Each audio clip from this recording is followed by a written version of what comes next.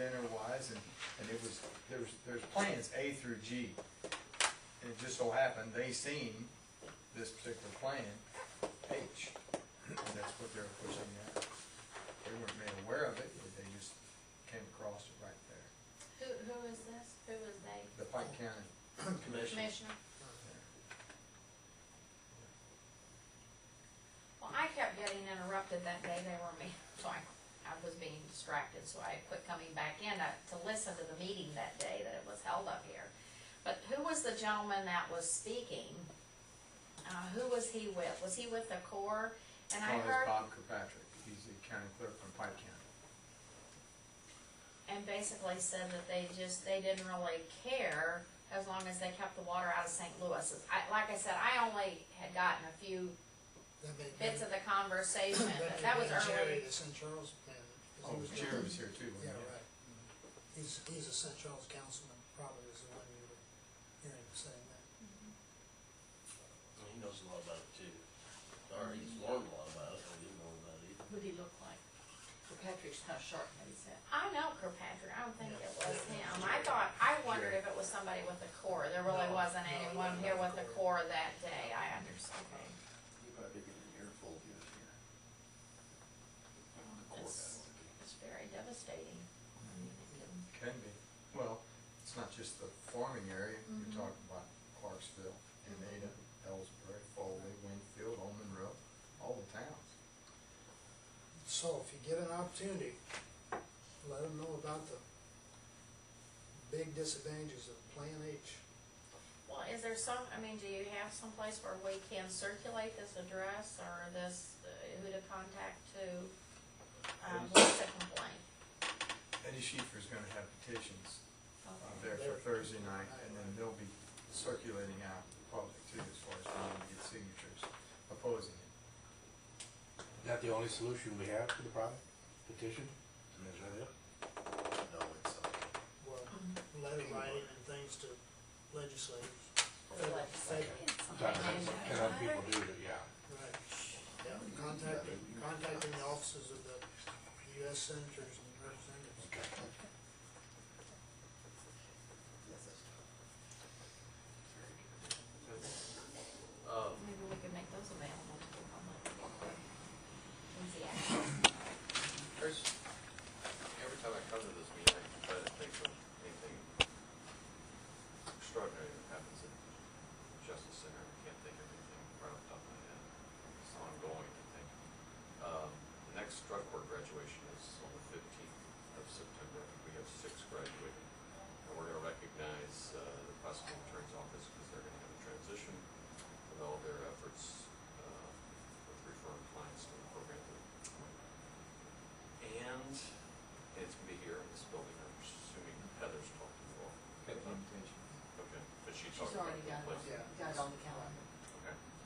And I think that the judicial conference, which is an annual thing, is in Columbia, the 29th and 30th of September. So there are many things. Yes. You've seen the Walmart pictures of people, you know, crazy people at Walmart. You ever seen those emails? No. The people from Walmart, you never seen those No. emails? I was just wondering. Shoppers. Emails. I was just wondering if maybe, do you see quite a few sites out at the Justice Center, or some interesting people in Walmart? Yes. Maybe we should get like Justice Center. Yeah. You haven't seen those? No. You should just Google Walmart people on YouTube. Peopleofwalmart.com. Really? It's a website. I don't think they're only shoppers, I think some of them are the clerks. That's all I have. Well, mine's on just a little bit different note. I have a couple questions. First off, we used to come together here over the past several years, elected officials, and make everybody aware of what's taking place and would support one another and come back from conferences and you talk about how supportive this office is with this office, and how everybody got along, and you hear other counties talk about the friction, the rivalry, those struggles. And it seems like we're going that way with the elected officials here. And we represent the people, we should be working together and getting along. What's happening? What's taking place? Why is it we're getting to the point where we're not working together as much, it seems? Okay, I'm gonna speak up. And I'm gonna say that we all did get along, and we were doing very good and everything. And there was one person here that could keep us together. They could listen, and they would give advice, and they did a very good job, and that was Harold Creech. And Harold Creech is no longer here, and when he died, I think that's when things started the other way. And I don't know who you're gonna give to fill his shoes. I don't think that there's anybody here that can. And I don't know what we're gonna do. But that's my opinion.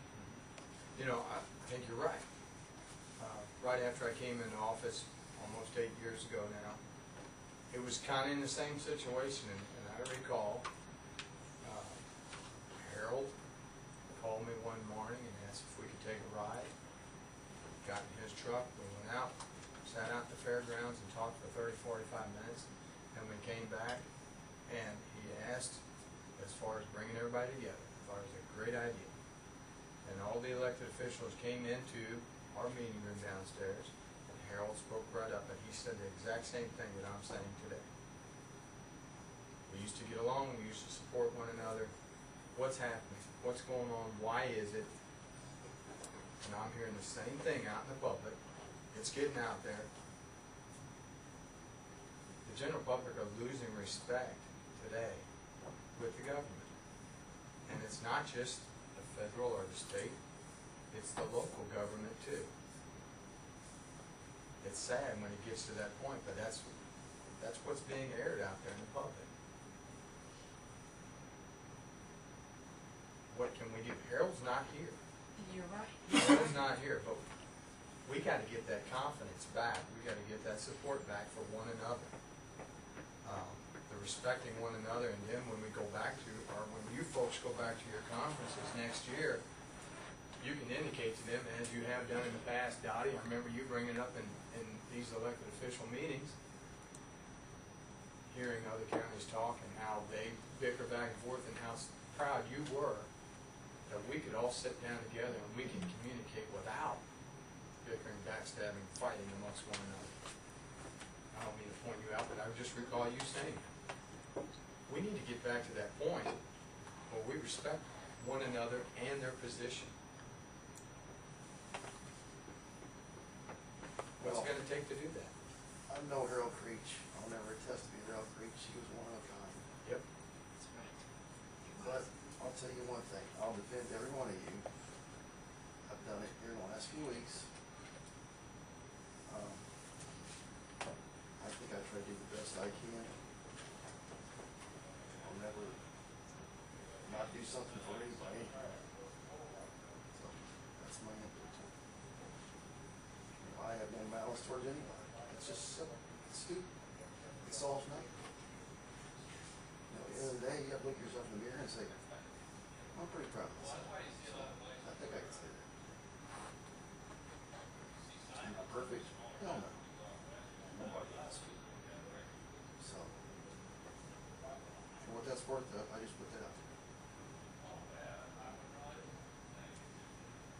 At our collector association meeting, the first year I was there, they said, whether you're Democrat, Republican, whatever, you're elected by the people, because we are one family. We all work together. Collectively